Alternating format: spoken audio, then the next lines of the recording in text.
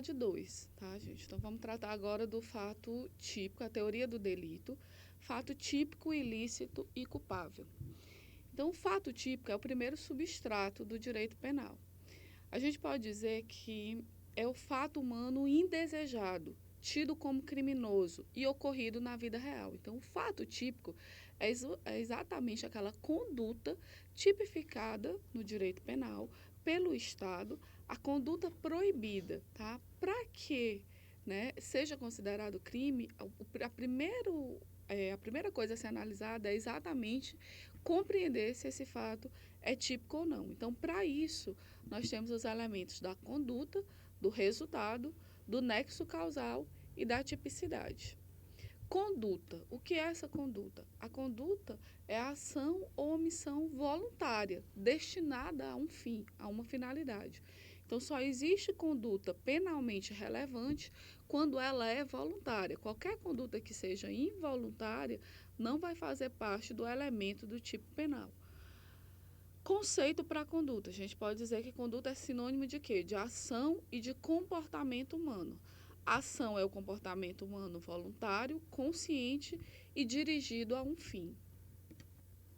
Omissão revela-se por meio da inércia, né? Mas não é somente um não fazer, mas um não fazer que a lei determina. Então, a conduta, que é essa ação voluntária, ela tanto pode ser uma conduta comissiva, positiva, como ela pode ser uma conduta omissiva, negativa, você deixar de fazer, deixar de realizar. Então, nos crimes comissivos, o agente direciona a sua conduta a uma finalidade ilícita, como, por exemplo, no crime de furto, quando você subtrai a coisa alheia. Tá? Nos crimes omissivos, nos crimes que aí você não age com uma ação positiva, mas sim você deixa de fazer, é uma abstenção, como, por exemplo, na omissão de socorro. Tá? Então, a mãe que deixa de amamentar um filho recém-nascido e o filho vem a falecer em razão da inanição, essa mãe vai responder por quê? Ela vai responder pelo crime de homicídio, já que ela teve um resultado que foi o resultado morte. Mas foi através de uma conduta que foi uma conduta omissiva, né? Ela deixou de alimentar. Tá? Além das condutas comissivas positiva ou negativa, também a conduta ela é dividida em dolosa ou culposa. Tá? Então, o autor da prática do fato pode ser imputado dois tipos de conduta. Ele pode ter uma conduta que a gente chama dolosa ou culposa. De acordo com o quê? Dolo, quando ele quer diretamente o resultado ou quando ele assume o risco de produzir o resultado. Culpa, quando dá causa ao resultado em virtude da sua imprudência, negligência ou imperícia. Tá? Uma observação aqui a ser feita. A regra no Código Penal é de que todo crime seja doloso, somente sendo punido a conduta culposa quando houver uma previsão legal. Então, qual é a regra geral? Que os crimes sejam dolosos. Excepcionalmente, né, eles podem ser culposos. O segundo elemento que você analisa no tipo é o resultado. Então, tem a conduta, que é a conduta voluntária, conduta positiva ou negativa, dolosa ou culposa, como nós vimos anteriormente, e o resultado. Tá? O resultado é exatamente o que a gente chama a modificação no mundo exterior, que é determinado pela conduta. Então, quando há essa modificação no mundo exterior, aí a gente diz que nós temos um resultado. Tá? E esse resultado ele pode ser um resultado físico, como no crime de dano, ele pode ser um resultado fisiológico, como no crime de homicídio, ou ele pode ser um resultado fisiopsicológico, como no crime de estupro. Relação de causalidade é o terceiro elemento do fato típico. Bem, você tem uma conduta, você tem um resultado. Para ligar essa conduta ao resultado, eu tenho que ter um nexo de causalidade. Saber se aquele resultado realmente ele ocorreu em razão da conduta. Né? Então, o nexo causal é o terceiro elemento do fato típico. E a teoria adotada para a determinação do nexo causal é exatamente aquela que se encontra no artigo 13 do Código Penal, que é a chamada teoria da equivalência dos antecedentes. Então, o artigo 13 diz: o resultado de que depende a existência do crime somente é imputável a quem lhe deu causa, e considera-se causa a ação ou omissão sem a qual o resultado não teria ocorrido. Então, essa causa, tá, gente, é importantíssima, é exatamente o que liga, né, o que faz o nexo causal, ligando a conduta ao resultado. Superveniência de causa independente. O parágrafo 1º, ele vai dizer que a superveniência de causa relativamente independente exclui a imputação quando por si só ela produziu o resultado. Então, os fatos anteriores, entretanto, imputas a quem os praticou. Como vamos visualizar isso que está dizendo o parágrafo 1º? Então, vou dar um exemplo para que a gente saiba exatamente o que é essa causa independente. Essa causa independente, quando a gente diz o agente desejando matar sua vítima, tá? Então, ele tem a intenção, né? Olha só, o dolo de matar. Desfere-lhe uma facada. Ela é levada para o hospital, mas no caminho sofre um acidente de trânsito e vem a morrer em razão do acidente. Então, olha o que foi que aconteceu aí. Nós tivemos uma ação, a ação foi justamente a facada, né? Existia a vontade de matar aquela vítima. Nós tivemos o resultado, que foi o resultado morte. Então, a princípio, você poderia dizer, bem, ele vai responder, então, por homicídio. Só que o que é que acontece? No caminho para o hospital, né, houve um acidente. E esse acidente, na realidade, essa pessoa morreu não em razão da facada, mas ela morreu em razão do acidente de trânsito. Então, isso é uma causa superveniente que aconteceu posteriormente e é uma causa que deu um resultado independente daquele resultado que tinha sido anteriormente previsto. Então, é justamente o que a gente chama superveniência de causa independente. Tá? Relevância da omissão. No parágrafo 2º do mesmo artigo 13, ele também diz que a omissão ela é penalmente relevante, tá? Principalmente quando, né, aquela pessoa tem por obrigação o cuidado pela lei, né, de proteção, de vigilância, ou de outra forma ela assumiu a responsabilidade de impedir o resultado, ou quando com seu comportamento anterior ela cria o risco de ocorrência de resultado. Então, os bombeiros, né, o socorrista na praia, todos esses são pessoas que, por lei, eles têm o dever de agir. Quando eles não agem, quando eles se omitem, tá? A gente diz que essa omissão é plenamente relevante.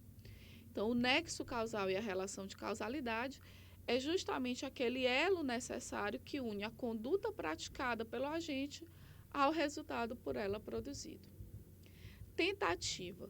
O artigo 14, ele diz que diz-se do crime, inciso 2, tentado quando, iniciada a execução, não se consuma por circunstâncias que são alheias à sua vontade. Então, nós vamos estar ouvindo muito falar em o crime, tá? Para que ele ocorra e você responda completamente por ele, é necessário que haja a consumação.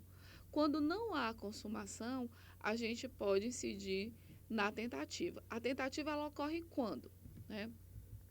Os elementos da tentativa são o seguinte: ela ocorre quando você inicia a execução, mas não ocorre a consumação. Mas por que não ocorreu a consumação?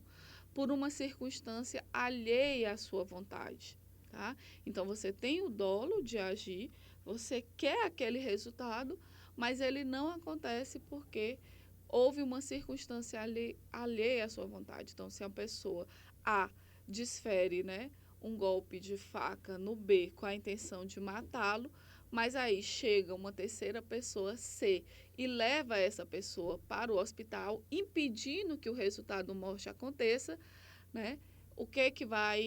Como o A vai responder? Ele vai responder exatamente pela tentativa de homicídio, já que o resultado morte não ocorreu por circunstâncias alheias à sua vontade.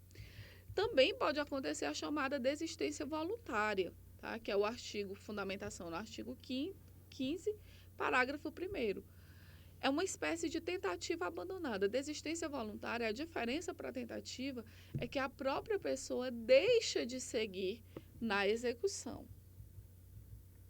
O arrependimento eficaz, que faz parte também do artigo 15, só que no segundo momento, ele diz o seguinte, tá? Ele tem aqui como conceito, é uma espécie de tentativa abandonada que, tendo exaurido os atos executórios, o agente passa a agir no sentido oposto.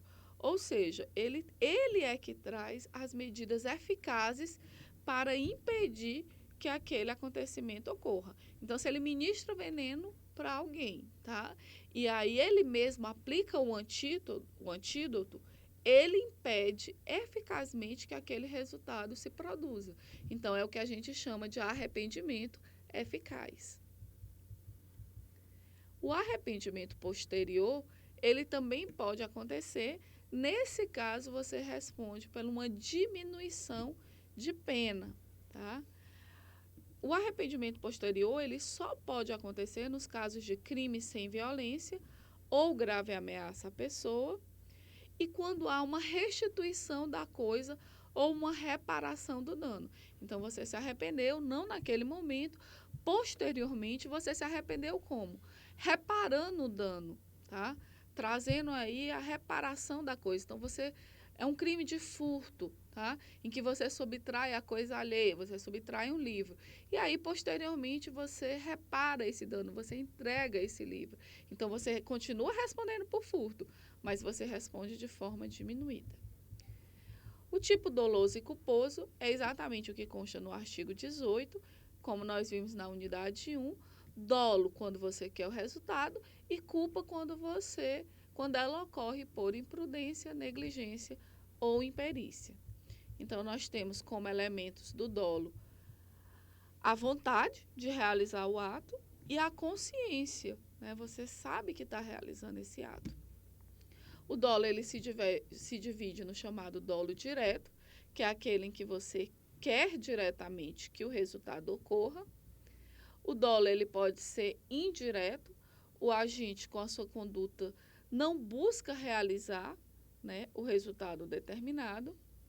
Ele pode ser alternativo, no sentido de que você quer um resultado A ou um resultado B, tá? Então, para você, tanto faz qual resultado ocorra. Então, esse é o chamado dolo alternativo. E o dolo eventual é aquele que o agente ele também prevê uma pluralidade de resultados, mas ele dirigindo sua conduta para a realização de um, mas aceita que possa também acontecer a ocorrência de outro. Então, ele quer o resultado A. Se não, ele assume o risco de produzir o resultado B. Esse seria aí o dolo eventual.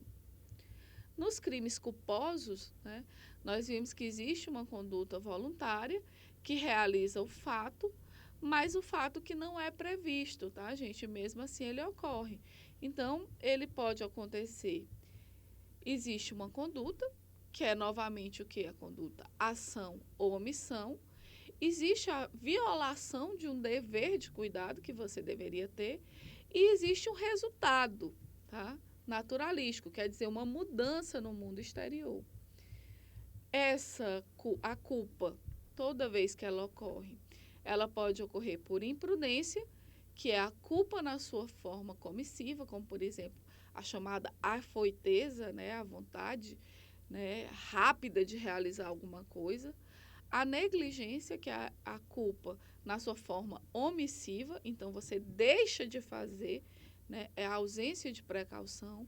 A imperícia é quando você não tem uma aptidão técnica. Então, essas são as modalidades de culpa. Além disso, no artigo 19, existe no crime préter-doloso, que é o crime que é uma espécie de crime agravado pelo resultado. É aquele que o agente provoca um resultado mais grave do que ele pretendia causar. Então, préter-doloso, você age, né, de forma que você responde além daquilo do que era pretendido. Então, você responde por dolo, por aquele resultado, e culpa no resultado além do pretendido. A culpabilidade também é um elemento, é um substrato da teoria do delito, tá? É o terceiro substrato que nós vamos falar logo. Então, essa culpabilidade é a reprovação do crime, né? É o juízo de reprovação indispensável para configurar uma infração. Então, se o fato não é reprovável, não há crime. Para isso, tá, gente, o agente ele tem que entender qual é o caráter ilícito do que ele está cometendo, qual é o caráter ilícito do crime. Então, ele tem que se posicionar, você tem que entender qual é a reprovabilidade que existe na culpabilidade. É por isso que a culpabilidade, né? Os elementos da culpabilidade é a imputabilidade. Imputabilidade significa responsabilidade penal. Então, quem tem responsabilidade penal? O maior de 18 anos e que sabe entender e compreender o caráter ilícito do fato que ele está cometendo. Então, o agente é punível de acordo com o direito penal. Está excluído da imputabilidade os loucos, né? Está incluída a imputabilidade o menor que não responde, tá? É necessário que, para que tenha culpabilidade, ele tenha um potencial consciência da ilicitude, ele saber distinguir que o fato é ilícito.